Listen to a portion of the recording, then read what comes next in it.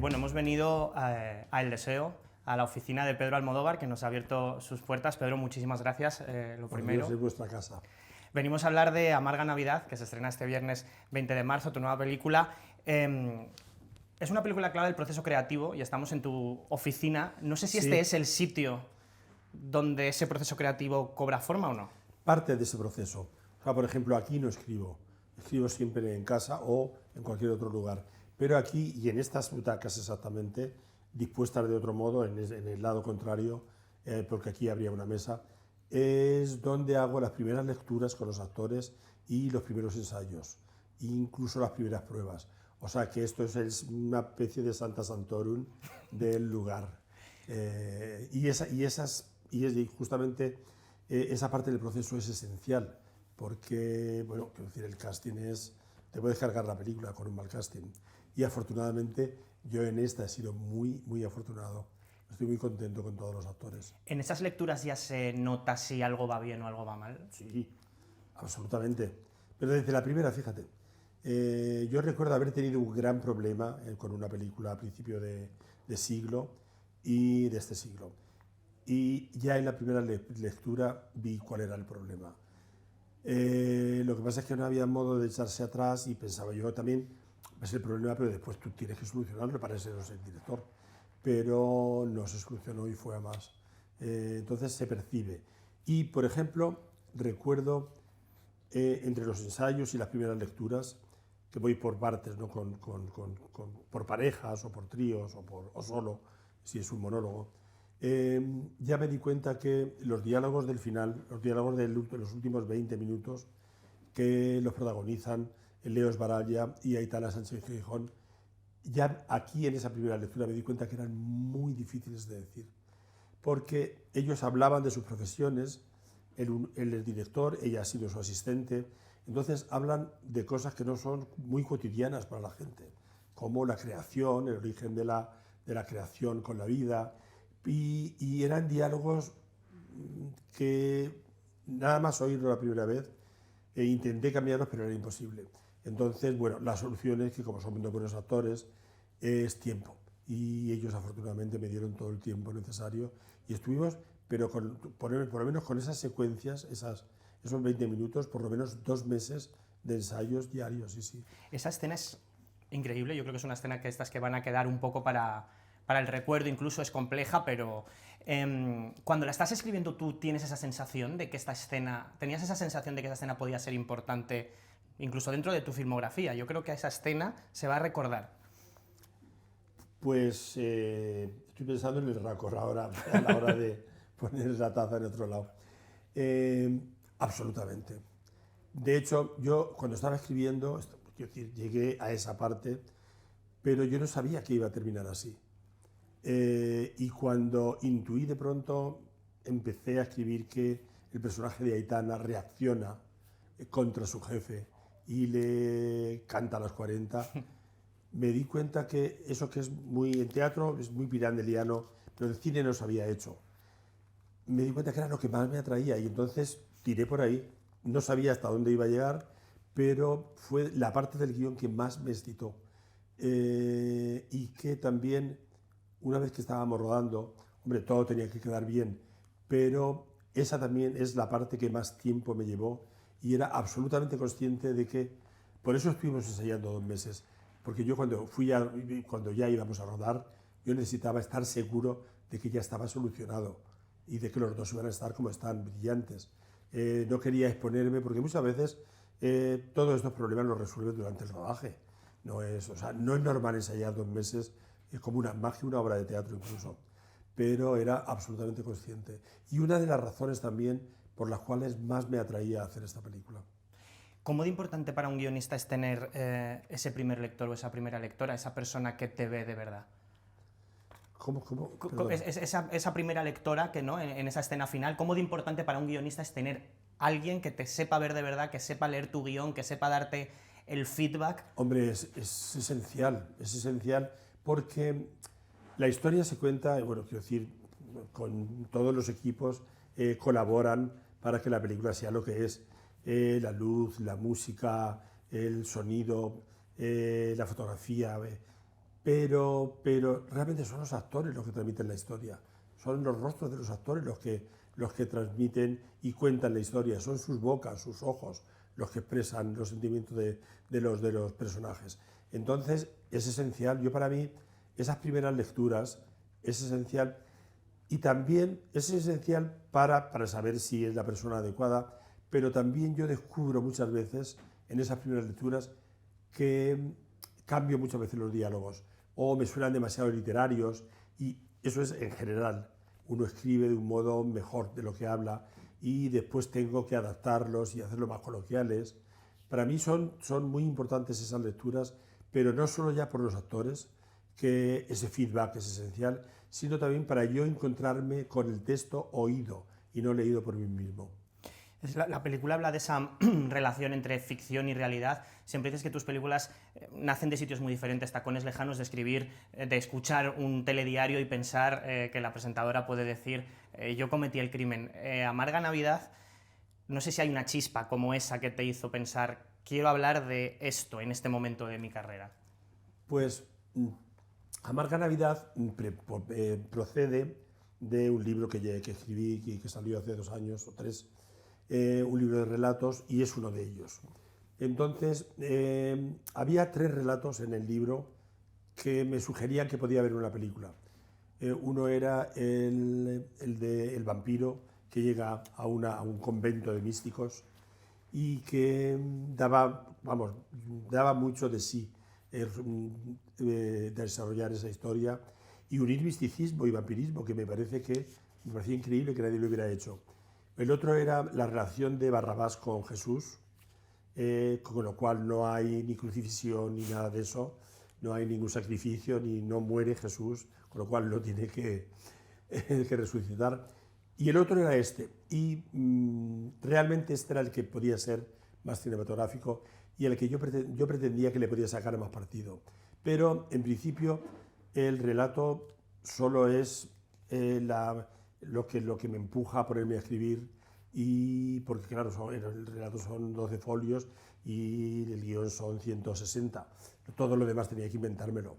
Pero no sé, ahora mismo me he quedado un poco, no sé muy bien cuál era la pregunta. Sí, ¿de dónde nace y por qué hablar en este momento de esa relación entre realidad y ficción? ¿Qué había en eso que te parecía que era buen material? Porque en el relato no hay eso, no hay ese elemento tan esencial como en la película y en el guión. O sea, el origen, como digo, quería contar la historia de estas 2 amigas, no sabía hacia dónde iba a llegar, y la relación de realidad y ficción es algo que a mí siempre me ha inspirado y que ya está presente en más de una película. Quiero decir, por ejemplo, en La mala educación, el papel de Fele Martínez sabe que ha contratado a un chico que es falso, que dice ser alguien que no es, pero a la vez le fascina, a nivel creativo también, hacia dónde lo va a llevar o hasta dónde va a ser capaz de esa impostura. En este caso era Gael García Bernal. Pero incluso en La ley del deseo, ya el propio creador en sus relaciones también se comporta como un director, y cuando Miki Molina le escribe una carta a Eusebio Pencela, le dice, la carta está muy bien, pero a mí me gustaría que la que me escribiera fuera esta. Se la escribe y se la manda, le dice, solo tienes que firmármela. La relación activa de un creador siempre ha sido un tema que a mí me ha fascinado, y la génesis de las ideas, porque es un tema muy misterioso, no se sabe, o sea, no se sabe de qué depende. O sea, en general, mis ideas provienen del exterior, de las múltiples cosas que puedo encontrarme en el exterior, pero también últimamente estoy recurriendo más a mí mismo como inspiración de lo que voy a escribir. Y de hecho, quiero decir, en los últimos 5 años, pues he hecho Dolor y Gloria y esta película, que como referencia principal para el personaje del director soy yo. Esto no quiere decir que yo esté loco por hablar de mí, no. O sea, de hecho no quiero hablar de mí, pero también me doy cuenta de que mi experiencia, quiero decir, es el elemento que yo conozco mejor. Quiero decir, no tengo que documentarme, está dentro de mí. Y para todo lo demás hay que ser un poco valiente, estar un poco dispuesto a si vas a poder hablar de todo esto con la prensa, porque claro, si hay una exposición que no es lo que yo busco, pero bueno, forma parte de la aventura. También me estoy exponiendo hablando contigo en todo el proceso de hacer una película o hablar de ella. Hay un tipo de exposición, pero me parece que forma parte del juego. Claro, pero es verdad, justo te iba a preguntar por eso, porque en una película como esta, y me acuerdo de Dolor y Gloria, que al final se presta casi a la especulación, que es verdad, Sí. que es falso. ¿Te da pudor eso o te da miedo la especulación? Pues con las dos películas ya juntas creo que me he olvidado ya de esa especulación. En principio no me gusta, la idea no me gusta en absoluto, pero yo ya, por ejemplo, en Dolor y Gloria, que las partes que parecían de ficción eran las que eran reales y lo contrario, me daba cuenta, por ejemplo, había un tema como era la heroína, porque el personaje toma heroína en algún momento de la película. Y bueno, yo había sido operado de espaldas, cosa que sí es cierto, pero nunca había tomado heroína. Pero cuando hablaba con la prensa, me daba cuenta de que les gustaba más el personaje si había tomado heroína. Entonces había un momento de, mira, tú pon lo que quieras, yo te digo la verdad ahora, ¿a ti te parece que pues sigue adelante? Entonces me importa menos. Pero sí es cierto que he tenido que vencer el pudor, porque yo soy una persona de natural pudoroso y no hermético, pero sí que soy muy pudoroso y de hecho te darás cuenta que hay muy pocas entrevistas, yo creo que ninguna, en las que hable directamente de mi vida privada. Es algo que lo he tenido siempre acotado y que así ha sido. Lo que ocurre es que cuando escribo es el momento en que tengo menos limitaciones. No hay ni límites en ningún sentido y es cuando yo me siento más libre y además, ojalá que se siga escribiendo así. O sea, soy mucho más libre escribiendo, como decía Aitana al personaje, que en mi vida real. Pero el pudor no me ha quedado más remedio que ir superándolo a base de entrevistas. Otro de los temas de los que habla Marga Navidad es, no sé si de la moralidad o de la ética de un guionista, de un creador, a la hora de vampirizar o no su alrededor. Pero Almodóvar, ¿eres muy vampiro de tu realidad o no? ¿Cómo eres como creador? No, no lo soy, pero lo que sí soy muy poroso, muy permeable. Entonces, por ejemplo, acabo de escribir ya el guión de lo que espero que sea la próxima película y viene, no voy a decir el qué porque son dos personas además conocidas, de un comentario absolutamente banal que me hizo una de las actrices durante el rodaje y de pronto eso encendió en mí una idea y después pues la desarrollé y salió como un torrente. O sea, era como si hubieran abierto una puerta o quitado un botón o un tapón y todo lo demás estaba dentro de mí. Y el origen realmente era una cosa completamente superficial y bastante banal. Entonces, la creación es un misterio. O sea, no puedes provocarla. Lo que sí puedes hacer es, como decía Picasso, es trabajar. Yo me siento a la máquina al ordenador a escribir todos los días. Entonces, que la inspiración te coja escribiendo. Pero, en efecto, uno de los debates posibles de esta película son los límites del creador si está haciendo autoficción. Porque, bueno, la referencia es su propia vida, él mismo, sus problemas, etc. Pero naturalmente no vivimos en una isla ninguno. Y en esa vida del autor aparecen otros personajes y aparecen partes de esos personajes que sirven también de inspiración. Entonces, en efecto, hay que preguntarse también si hay límites, si no los hay, y si uno tiene derecho realmente a hablar de los demás con la misma sinceridad y la misma falta de pudor que cuando hablas de ti mismo. Es una pregunta que yo todavía no sabría cómo responder, porque hay una cosa clara y es, yo no quiero hacer daño a nadie. Entonces, si supiera cuando estoy escribiendo que con la aparición de algún personaje que me rodea, porque por otra parte los personajes que te inspiran son la gente con la que vives, la gente a la que quieres. Si fuera consciente de que podía hacerle el menor daño, no lo haría, no escribiría. Pero uno no lo sabe tampoco. Entonces yo nunca he tenido ninguna reacción cuando ha aparecido una anécdota que pertenecía a otra persona. Y yo creo que en eso los límites son depende de la sensibilidad moral de cada persona. El otro día leía un artículo con Emmanuel Carrère, Sí, que es justo. el gran escritor de autoficción francesa, donde él sí confesaba que se arrepentía de que hubo en una de sus novelas, no sé si llega a decirlo, que le había hecho daño a una persona, a su novia en concreto, de ese momento. Y se arrepentía, lo decía siendo consciente y no se sentía orgulloso de ello. Pero también citaba a otro autor que decía, si en una familia hay un escritor, esa familia va a tener problemas. Y es cierto, los escritores, sin que queramos, nos convertimos en seres peligrosos para los que nos rodean. Yo también me incluyo en eso. Pero hasta ahora creo que los límites tú te los impones a base de tu propio sentido moral, tu propia moralidad y tu propio sentido ético. Pero hay algo que es cierto, que a la hora de, por ejemplo, pensemos que hay alguien, tú mismo, que me inspiras algo y yo me pongo a escribirlo.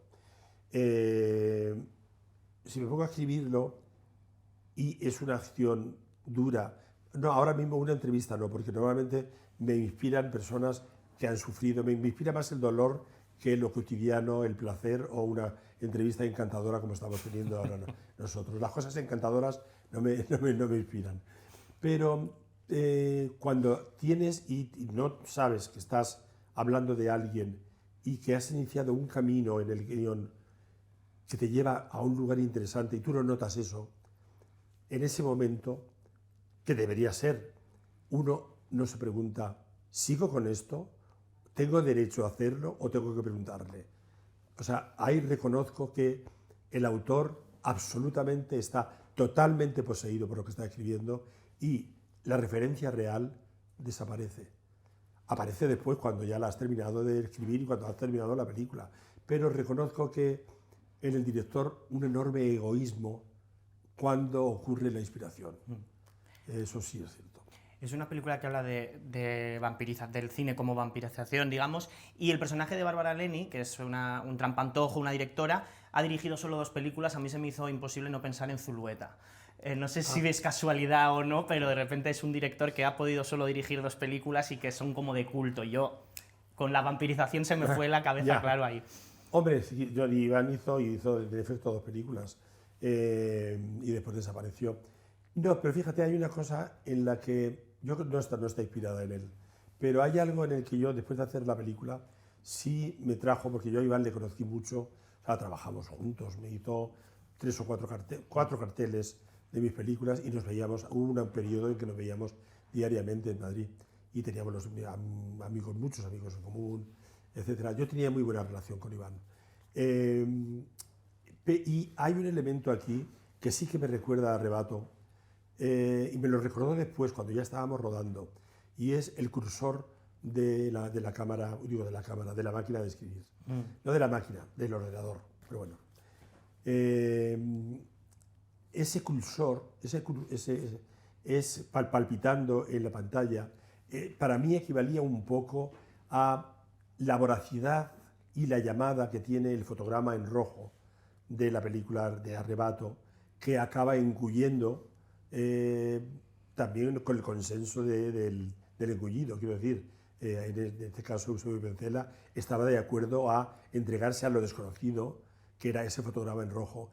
Entonces, este palpitar del cursor tiene esa cualidad vampírica que es incluso superior. No lo desarrollo tanto, pero para mí sí me servía como leitmotiv. Es superior a la voluntad del creador. O sea, cuando al final el creador está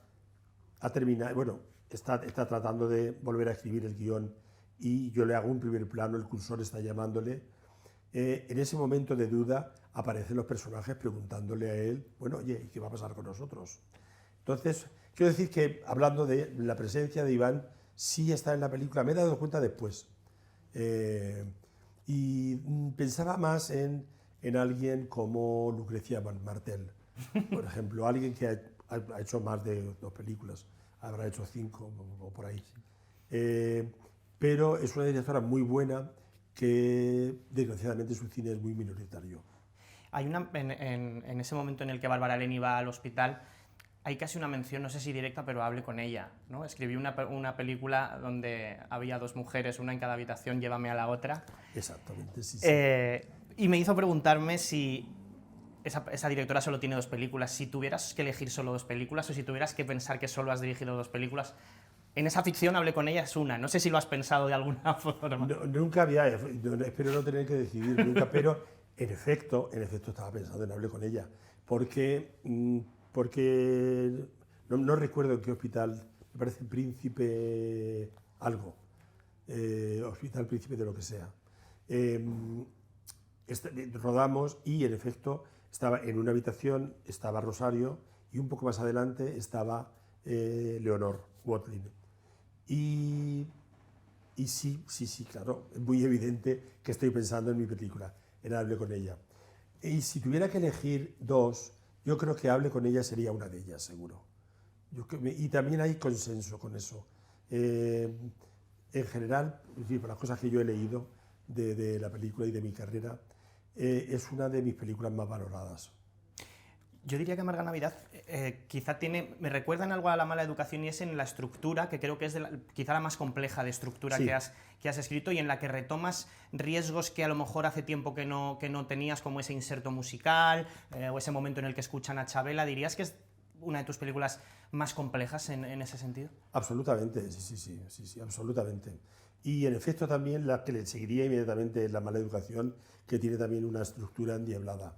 Curiosamente, para escribir esta tardé menos, porque en La Mala Educación tardé mucho hasta encajar todas las piezas. Pero sí, es una de mis películas más complejas, pero también quiero creer que, y de eso me he empeñado, en que sea una de mis películas también más claras. O sea, yo no soy el tipo de autor que deja finales abiertos, pero con muchos interrogantes. O sea, hay un final que se presta a pensar qué va a ocurrir después, pero trato de, a lo largo de la película, darle al espectador todos los datos para que tenga todas las respuestas. Y esta película yo creo que sí que es diáfana a pesar de estar cargada de misterio, que no son 2 cosas que se contradigan. En esa escena final que hemos mencionado antes, Aitana Sánchez Gijón le dice muchas verdades a ese director. Sí. ¿Te ha dado miedo que no te digan la verdad muchas veces? El estar rodeado o el tú mismo moverte ya en círculos donde todos, ¿no?, o te alabamos y de alguna forma perder ese contacto con la realidad.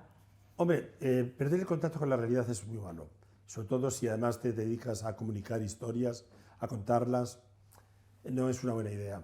Y aunque a veces sea duro, pero yo afortunadamente creo que tengo por lo menos 2 personas aquí, que una es Lola, mi asistente, y otra es mi hermano, que me dicen cuál es el mundo en el que vivo. Porque es muy importante para alguien, no para alguien que se dedica a esto, o que ha tenido tanto éxito como yo, inevitablemente te aíslas. Y el tiempo también te aísla. Y es muy importante que haya alguien que sin ningún respeto, no quiero decir violentamente, pero sin ningún respeto, te diga exactamente cómo son las cosas. Eso a mí me tranquiliza y me horrorizaría si no saber que estoy absolutamente solo, porque sé que la realidad, según me la van a contar los demás, es ligeramente distinta o mucho más suave que la realidad que es. Entonces, yo no le tengo miedo, puede gustarte o puede no gustarte, pero agradezco siempre que alguien me diga algo en lo que yo no he pensado y que sea mucho más real que de lo que yo he pensado. Antes lo hemos hablado y la película habla de eso, de la realidad imponiéndose de alguna forma a la ficción. En este momento en el que vivimos tan caótico, la realidad de alguna forma impone que las historias sean pesimistas. No sé si como creador crees que la realidad te está poniendo también un poco ese mundo caótico, ese mundo tan... Hombre, yo creo que te influye, inevitablemente te influye, incluso aunque hagas una comedia, seguro que te influye. De hecho, yo no estaba pensando tampoco en esta horrible situación que estamos viviendo. Yo creo que nunca hemos vivido en un mundo peor que el que estamos ahora experimentando, por lo menos en los últimos 50 años de nuestra vida, que yo tengo recuerdo. Entonces, por ejemplo, en el guión que acabo de escribir, que no lo hice pensando en eso, pero una vez, porque alguien me lo ha preguntado también, una vez que pensé, en efecto, está totalmente contaminado por el pesimismo de la situación en la que estamos. Y ni siquiera era consciente cuando lo estaba haciendo. Pero claro que te imprime carácter. O sea, es muy difícil, no importa el género que abordes, que la realidad, cuando es una realidad como la que estamos viviendo ahora mismo, no te afecte. Yo trato, ya que es una realidad nefasta, de ser optimista, de pensar que habrá soluciones, pero me cuesta mucho trabajo creer y creerme ese optimismo que yo me impongo como de un modo militante.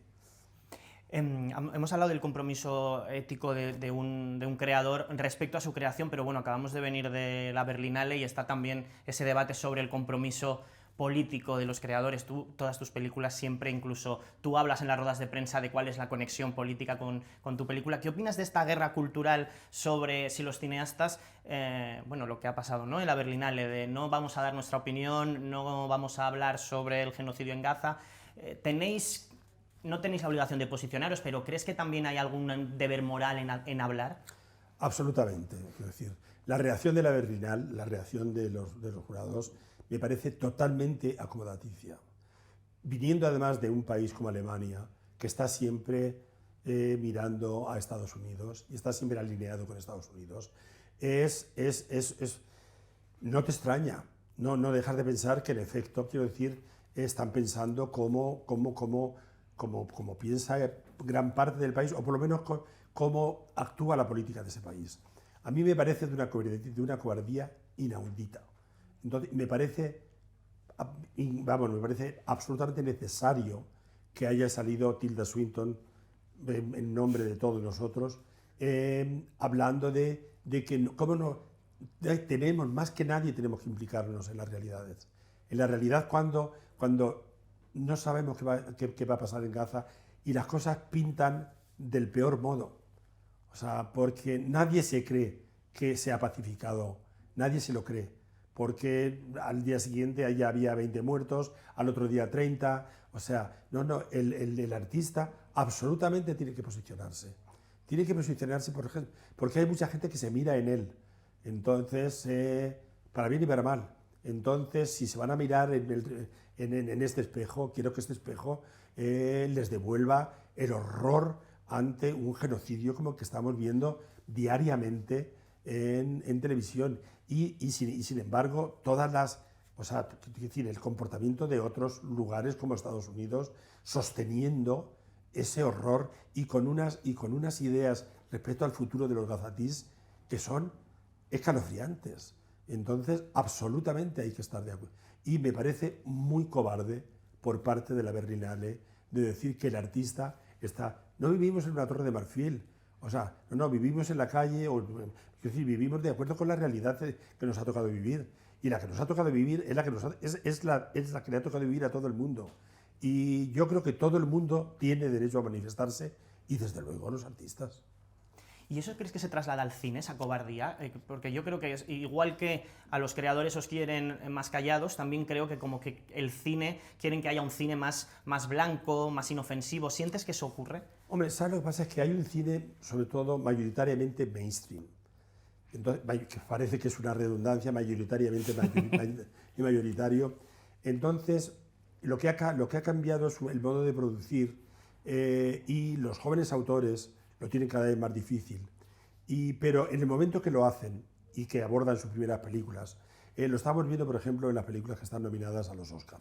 O sea, entre las 5 extranjeras, si las comparamos con las 10 americanas o las 10 películas del año, o sea, no hay comparación.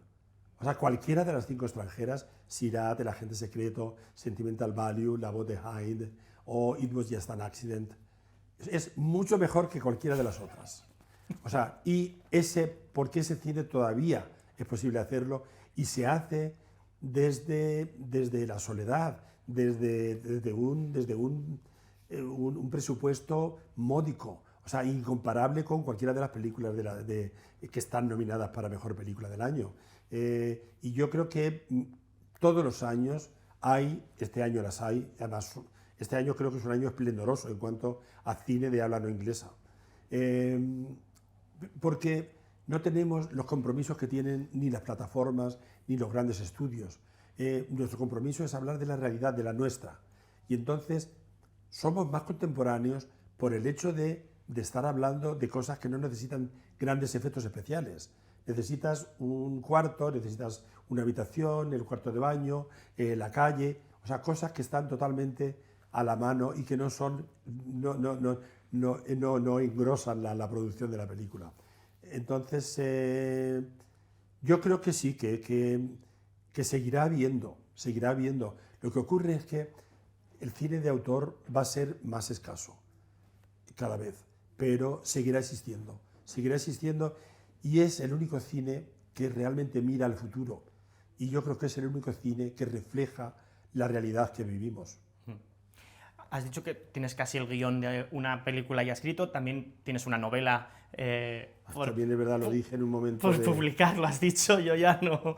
¿Te encuentras en un momento de mucha creatividad por algo concreto? ¿Es o no sé si hay un motivo también de no querer dejarte nada por contar? No sé, porque has rodado mucho recientemente, muy seguido. Pues exactamente desde la pandemia he rodado más que, en comparación con los 10 años anteriores, he rodado bastante más que los años anteriores. Me ha entrado una prisa tremenda. O sea, tengo la impresión, no de que me vaya a morir dentro de 2 años, pero de que me queda cada vez menos tiempo. Esa sensación del tiempo que pasa se me ha hecho una presencia que no me olvido de ella, que la tengo, vamos, comparte la mesa de trabajo conmigo. Entonces me ha entrado una prisa descomunal.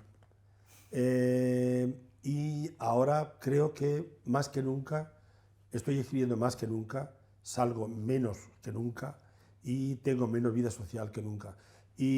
Pero en este caso, no sé si es lo mejor o lo peor, yo me siento que esta es la vida de todos modos que he elegido.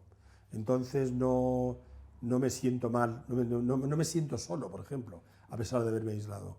Pero sí es cierto que tengo una necesidad casi histérica de seguir escribiendo y de seguir pensando en más de un proyecto, aunque ahora mismo lo que tengo que hacer es hablar contigo de esta película, de Amarga Navidad.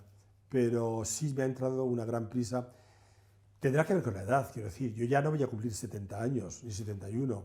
Entonces, es cierto, el concepto, quiero decir, estoy luchando directamente, o sea, el tiempo es algo que corre y es inevitable, se te escurre y se va, quiero decir, esa es la naturaleza del tiempo. Yo estoy tratando de retenerlo y de ir al mismo ritmo. Y es una locura, pero de todos modos me resulta muy entretenido. Pues Pere Almodóvar, muchísimas gracias. Gracias Un placer.